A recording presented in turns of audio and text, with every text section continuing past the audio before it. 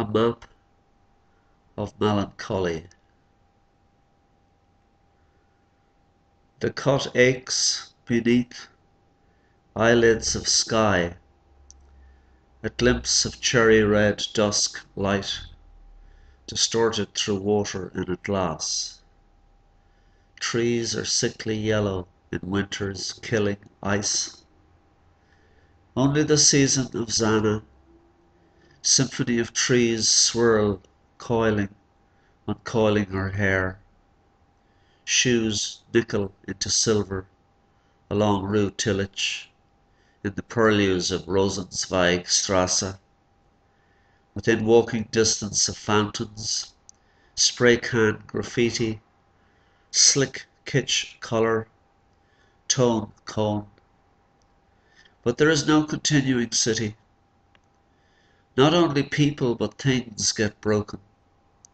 Elevators from the underworld to the bright vaulted halls, where you clamber with others noisily, wearily, to the bright while she stops in the conspiracy of streets, mends a broken fingernail with a tiny brush and polish, twinned with each tree she passes through the park, blonde hair subsumed in pink blossom, blown like strawberry cotton candy, her laugh at playful songs of love, because for her it opens powerfully in the spectacle of 1,000 starlings flying, and her rowan berry lips open to smile in a sunbeam focus.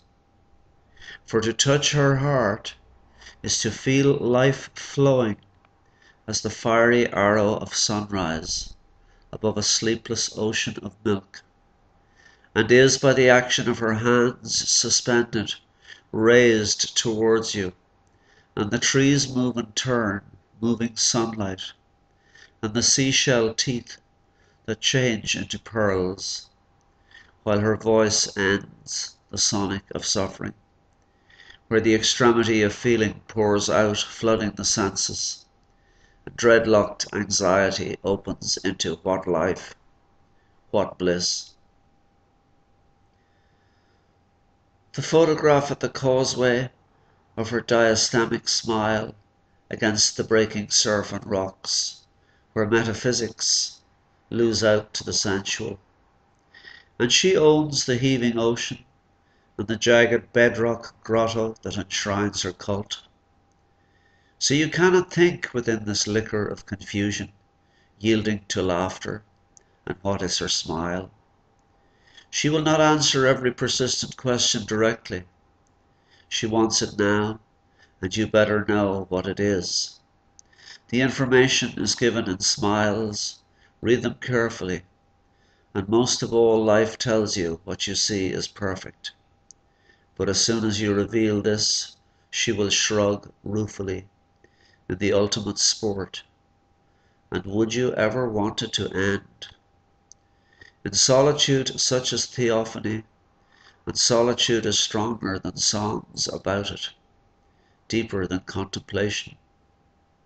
But who would neglect her for solitude? I know that to reject most of what we are told will seem elitist, but when she talks, there is more than plenitude beyond nature's bounty.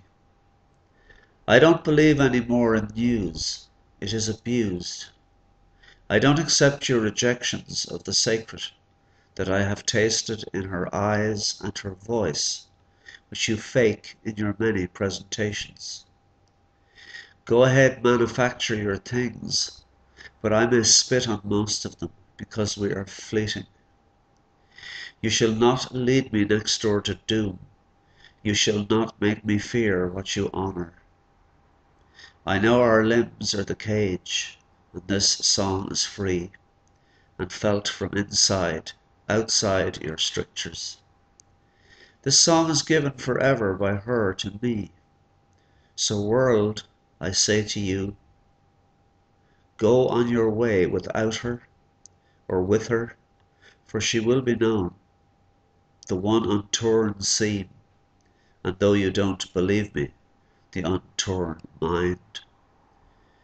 Your world is your own in everything you sign, but it is less than schedules or crumpled cups. You will never destroy my darling. You will never break me again in this life. And her eyes shine at night beyond car-lined avenues of despair. Call this fanciful, but it is true, and holy as the truth that we are all one among the melancholy world of tears and woe. Our joy resounds in longing chains of loneliness, and her shadow in pain shows the world transfigured beyond gloom.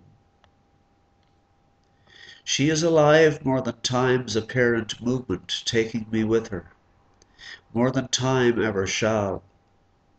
Life is not life as when travellers exhale and ask how much time have we got. I don't ask. I don't ask anything because she is in the holograph and the melancholograph, resplendent archive, where time is a dimension, an abandoned vista of cities and a sea bound by elliptical landmass linked to wider seas.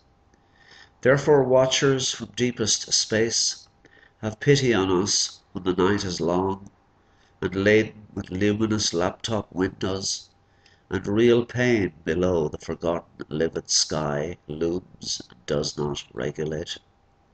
For even the zillions of stars on threads smoulder into powder, and she shall not.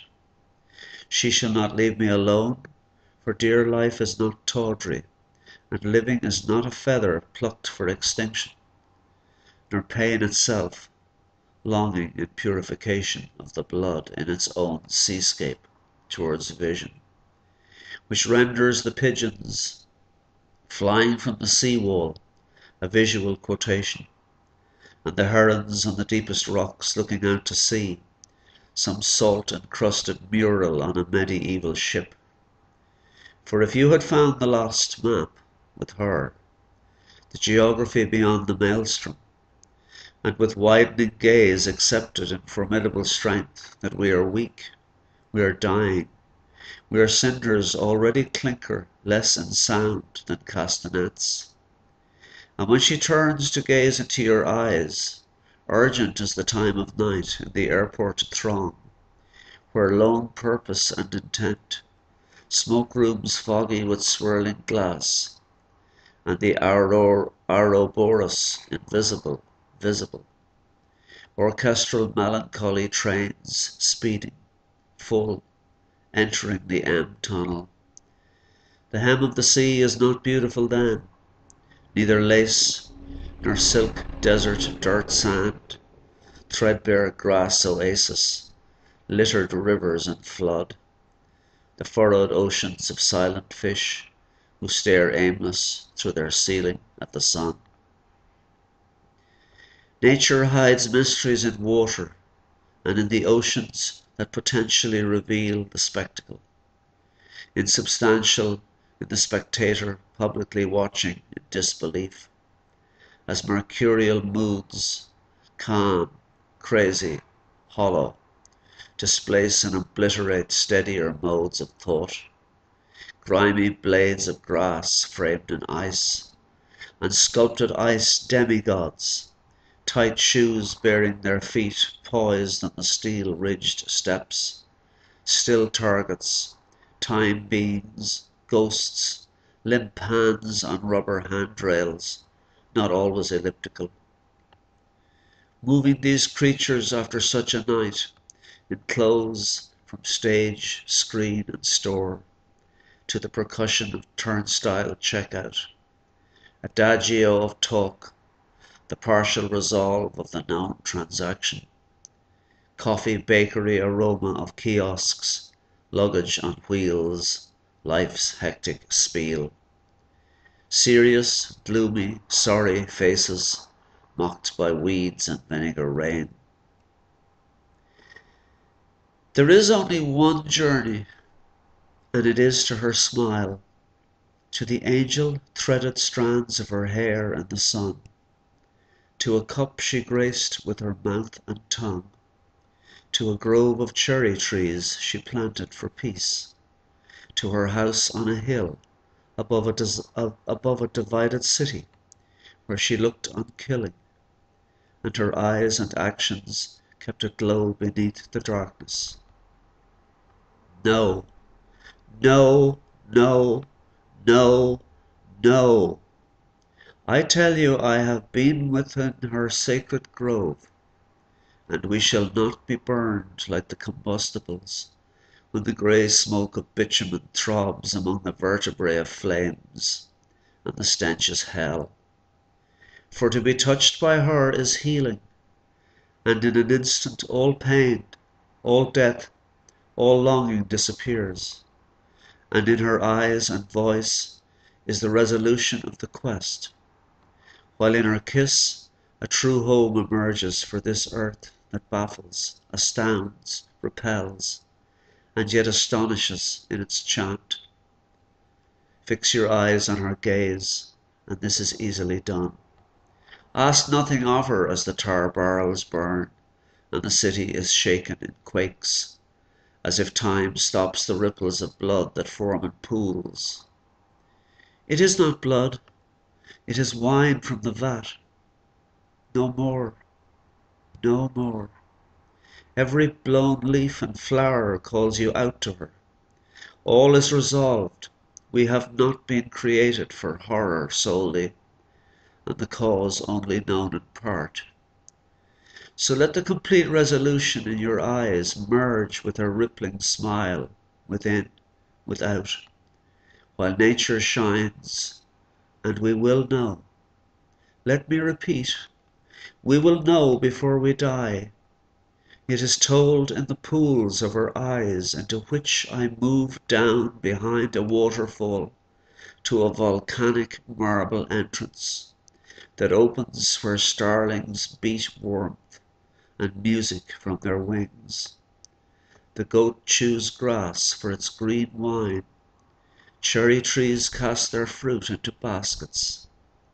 The stage-set house where she comes to the window, wild, wide-eyed, beckoning, and my name on her lips.